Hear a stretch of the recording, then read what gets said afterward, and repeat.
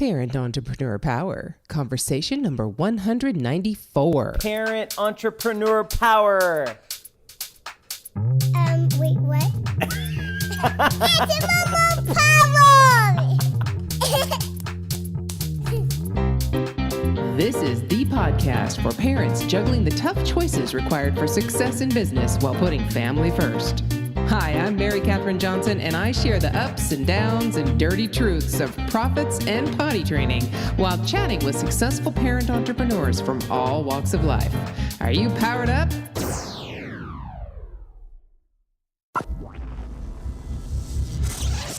Hey there, Power Parents. Guess who? It's Mary Catherine Johnson, and today I get to chat with you solo. I don't have any kind of interview I'm doing today. I really wanted to take some time and share with you a couple of insights I have to the changes that I've made in my business that I think might help you move your business forward. And basically what I'm talking about is having a mindset for mistakes and rejection.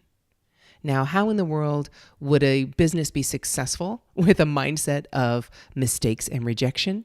Well, I'm going to tell you exactly that because basically I've had to hire two more Messenger copywriters specific to Messenger in the past 2 weeks because the amount of business that I have requires that I take on a different role in my business, and I'm no longer able to actually do the actual work, create the mind maps and create the actual copy that my clients need. I need someone else to do that because me as one person, I can't do enough of it. And still sleep or eat or exercise or actually take time off. So in the past about 5 months, I have been working 7 days a week, and I finally hit that tipping point where the amount of business that has come in the last month has made it impossible for me to do that part, the copy myself. I've already had other staff members. I have 4 other people that I've hired for other tasks, but now I need someone to actually do the meat of this work. And I specifically found people that I could train to do it exactly the way I want.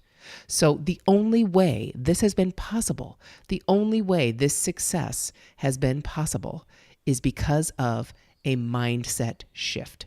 Now, the first thing that helped me create this success was basically the connections. They were the connections that I've made since I started my first business back in 2003 and all the way through this very podcast.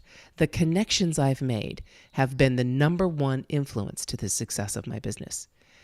That basically the second and third most important changes I've made in my business recently within the last 6 months that have created my current success were all centered around my mindset.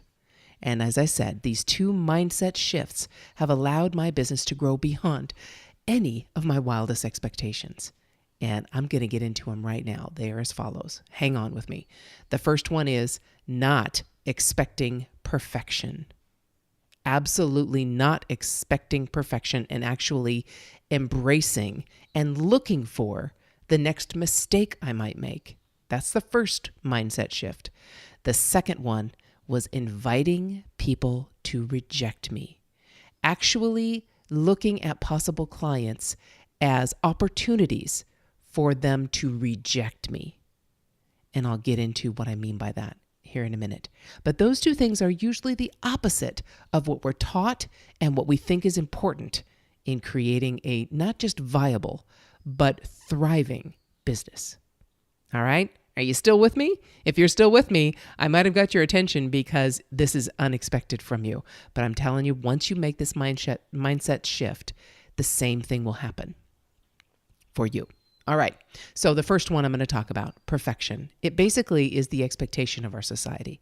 It really is. Everything we do, everywhere we go, everywhere on social media, everything we see, it's all about perfection. And not just that, but go way back.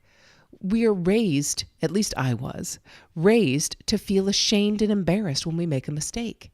Most of us. I mean, it's not that we were specifically told we should be embarrassed or we should feel ashamed.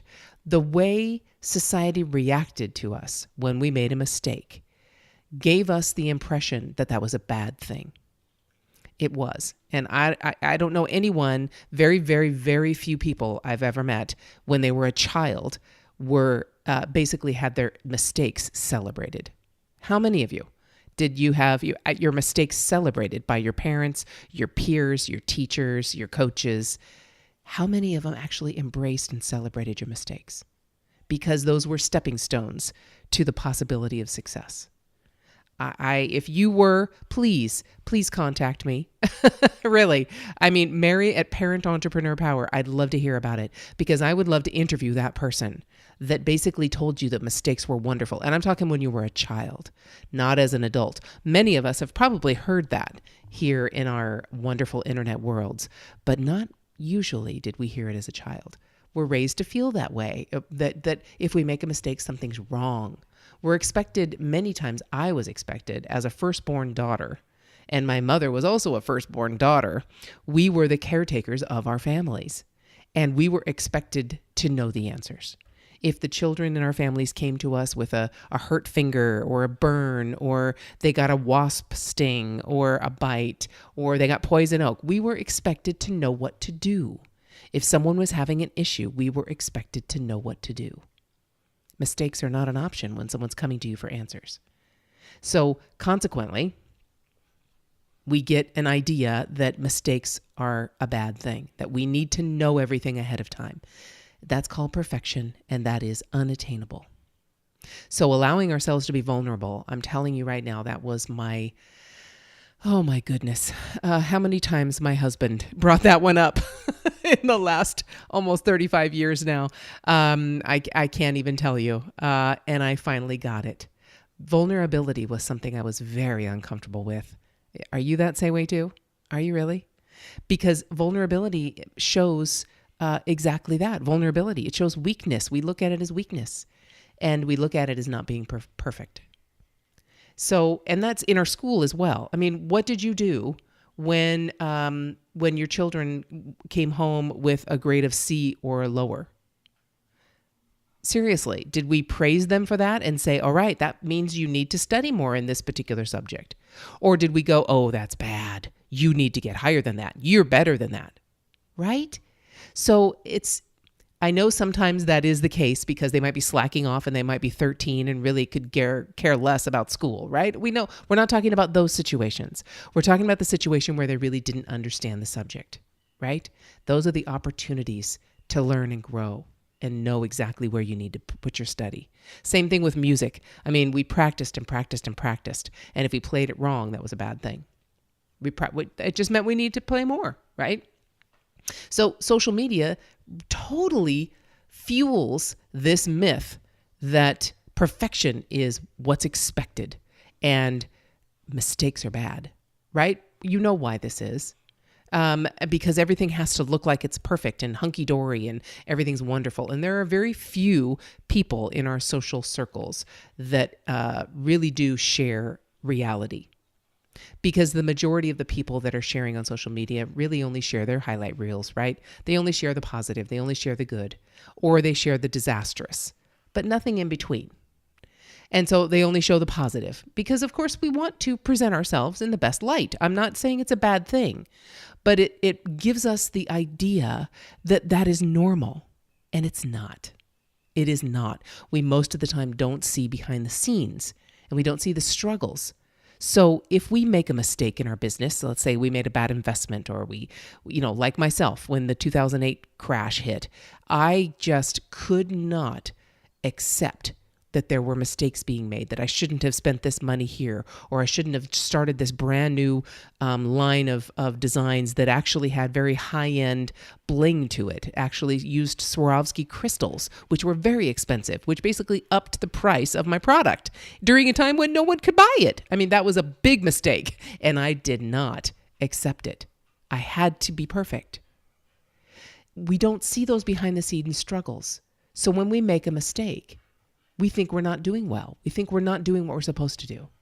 We compare ourselves to the 6-figure launches that we see and the teams of 10 people that are behind the scenes that we didn't know there were 10 people behind the scenes helping this person because we don't know the true reality. And I'm here to tell you right now, I could give a rat's behind about whatever anyone else is doing. I now embrace and look for my next mistake because it means I'm growing and learning. So actually, the way I've turned it around now, instead of perfection is the expectation in our society, I'm turning it around to say mistakes are the expectation for success. Please say it with me. Mistakes are the expectation for success. Because when our children were learning to walk, did we chastise them for making a mistake of falling down or tripping over their own feet? When they were learning to eat with utensils, did we chastise them for dropping food on their plate or missing their mouth? Of course we didn't. We knew they were learning, that we knew they would get better with it. And the more they practiced it, the better they would get. So you're probably as guilty as I am when it comes to allowing your children to make mistakes in school and around the house, right? I mean, I already talked about what we do when they get a grade of C or below, right? What do we do if they are emptying the dishwasher and they drop a glass and it shatters? Most of the time we chastise them. Be more careful. What are you doing? Watch what you're doing, right? Instead of, oh, that's bummer. Well, there goes another glass. Let's get another one. I mean, unless they were playing around and throwing glasses to each other to put away, you know what I'm talking about, right? What do we do when they burn food for the first time? Any of these things, I was guilty of holding them accountable to mistakes and making them feel that they were not acceptable. We can't learn effectively without making mistakes. How we handle mistakes will determine how successful our business will become. And so here's a perfect example. I'm hosting a private mastermind for a group of highly motivated bot builders. They're very good at building bots, building messenger marketing tools. And this is where all of them get stuck. The same place I got stuck, maybe the same place you are stuck. They expect every discovery call to go perfectly and every conversation to run smoothly. Or they must be doing something wrong and they must just be bad at it. They expect to have every detail dialed in perfectly before they ever talk to anyone about the way bots can help a prospect's business, right? I mean, you have to have all your ducks in a row first. Okay, so I have to have all my processes done. I have to have all my systems in place. I need to have everything perfect and know exactly what I'm doing. I need to have my all list and everything ready. So basically, we fill our time with tasks to do instead of just jumping in with I know you've heard this before, minimum viable product. You know what I'm talking about. That is one thing I did. I jumped in before I knew everything perfectly and started and hit the ground running. So do you know who Ms. Frizzle is?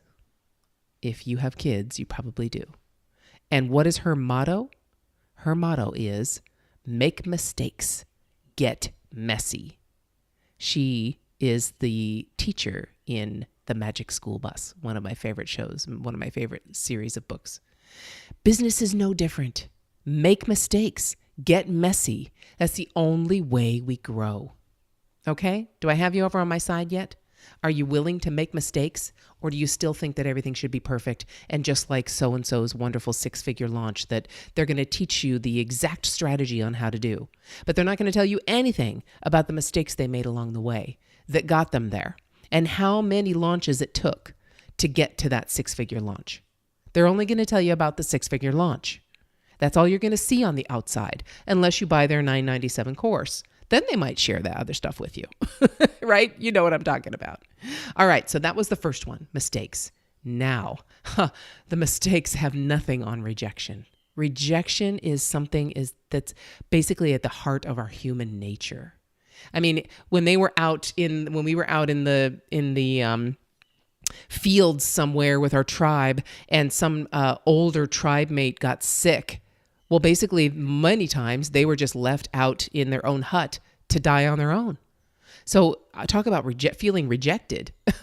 It's a deep-rooted feeling that we humans have to not be rejected. And for very good reason. It could have meant our life way back when, but it doesn't anymore. So how we translate that now is if someone doesn't want to hire us for whatever we're doing, they must not like us, right? and we must have done something wrong. Nothing could be further from the truth. That is not true at all. This whole need to be liked started when we first became social creatures at our first play date, right? With mom or dad, and it grew through school and our work life. What do we do when someone who we've maybe shared some inside jokes with at work all of a sudden is sharing jokes with some newbie staff member that just came on board? Don't we feel a little bit jealous? Don't we feel a little bit rejected? Yeah, it's human nature. How competitive are we with our friends making new friends when we're in middle school and high school, right? I mean, you know those feelings. Rejection is something that's negative, that we take to heart, that we think something's wrong with us. This need to be liked is so ingrained. I still, honestly, I gotta cop to it. I still get a knot in my stomach when someone I consider that's on my level of business shares a huge win, let's say on social media, with a client that I might have thought of going after or thought that I would have liked to have had in my business. I just still get that competitive feeling, that angry feeling. It's an automatic feeling. Even though now I quickly turn those thoughts into congratulatory ones, but I got to admit that first thought is still envy.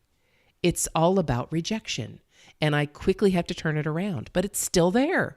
I'm human like everyone else, and of course I'm going to be excited, but automatically that's where I go. I don't know if you're the same, but let's just be real. Social media fuels this myth as well, that rejection is bad, that anytime if someone else is better or someone else is showing their wonderful things that they've done, then they must be, it's kind of a mutually exclusive thing. Someone else that we know can't be successful without us being lower. It's just a human nature thing, and we need to get over it. It needs to be something where we turn it around. And basically when I finally let go of this one is when my business flourished. So when I am on a call with someone, when I'm trying to see if I can possibly help someone with messenger funnels, I have no expectations, absolutely none, that they will buy from me. I don't go into the call with, okay, I'm going to sell this one. I'm not putting them on my goals list that I might get such and such amount of money from them. Nothing. I'm getting on a call to see if this might work for them. I'm only there to see if and how my company might be able to help their company. If they aren't as enthusiastic and white hot about bots as I am, guess what I do? I invite them to move on. I actually say, I really don't think that this is probably the best for your business. It might not work. I have no problem saying that. Not as a ploy to try and get them to have the fear of missing out, right? No FOMO stuff going on. No false sense of urgency or scarcity or anything like that. I'm being absolutely genuine. If they aren't as enthusiastic as I am, I don't want them as a client, because this makes room on my horizon for the clients who will love exactly what I can do with them and be very excited about it. I no longer feel rejected when that happens. I feel relieved that I surround myself with clients who are just as eager to experiment and grow as I am. And I invite you to do the exact same thing. No judgment of those who aren't as excited. That's just not right for them. That's totally fine. This just isn't their thing yet. When all the kinks are probably worked out, they might be perfectly poised to jump on in and see the success for their business. And that's totally fine. That's wonderful. So, all right, I've talked about making mistakes and I've talked about being rejected. Those two things we think are bad in our society, and they're not. They are the things that when you change your mindset, your world will open up. So here are the two things, the two mantras that you need for a successful mindset shift. Number one, actively look for your next mistakes. And number two, invite your next rejection. You'll feel more free than you ever have before, and your business will fuel that freedom. All right, Power Parents, I hope this has been helpful. You know where to find me if you have any questions, and enjoy the journey. To get powered up for your day, just go to parententrepreneur.power.com and listen to any one of the over 100 episodes we've had so far with amazing entrepreneurs just like you. It might just help you feel like a grown-up again.